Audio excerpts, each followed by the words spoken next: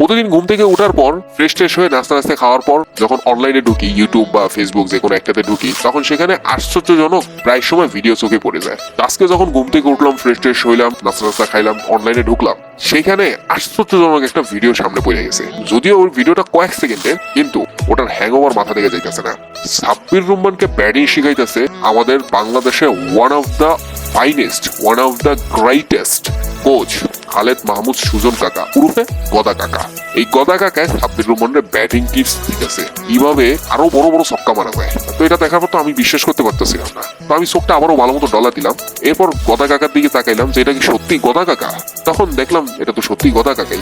পরে আমি সাব্বিরের দিকে তাকাইলাম যে এটা হয়তো বা সাব্বির না, সাব্বিরের জায়গায় অন্য কেউ। পরে চোখ ডলার পর যখন দেখলাম এটা সাব্বির রহমানই। তখন আবারও চোখটা ডললে আয়নার সামনে গেলাম যে আমার চোখ ঠিক আছে কিনা বা আমার চোখে কোনো সমস্যা হয়েছে কিনা।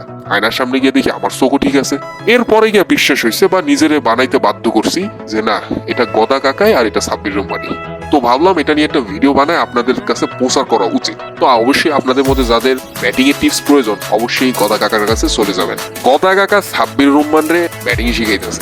এরপর কোনো কিছু বলার ভাষা থাকে, কিন্তু কোনো কথা খুঁজে না পাইলেও আমার মধ্যে একটা প্রশ্ন জাগছে এখন, গদা কাকা কি এমন টিপস দিছে সাব্বির রহমান রে? আমার এটা একটু জানতে ইচ্ছা করতেছে। এই ভিডিও দ্বারা আর একটা কথার আমি প্রমাণ পাইছি, সেটা হইতেছে মানুষের ভালো টাইমে সবাই তেল মারে। যখন সবকিছু সে কইরা ফেলছে, এখন গদা কাকা আসছে, এখন অনেকেই আসতেছে সাব্বিরের কাছে, সাব্বিরে অভিনন্দন জানাইতেছে, সাব্বিরে নিয়ে প্রশংসা করতেছে, সাব্বিরে ব্যাটিং টিপস দিতেছে, সাব্বিরের সাথে গল্প করতেছে, সাব্বিরের সাথে হাসি ঠাট্টা করতেছে, সাব্বিরের তেল মারতেছে। যেখানে সাব্বিরের মাথায় অলরেডি তেল মারা আছে, সেখানে আরো তেল মারতেছে গদা কাকা সহ আরো অনেকেই। এটা আরেকবারও প্রমাণিত হয়ে গেল যে ভালো টাইমে সবাই পাশে থাকে, খারাপ টাইমে কেউ থাকে না। তো আজকে এই পর্যন্তই। নেক্সট ভিডিওতে আবার দেখি গদা কাকা কোনো টপিক আমাদেরকে দেয় কিনা, সেই টপিক বা অন্য কোনো টপিক নিয়ে চলে আসবো।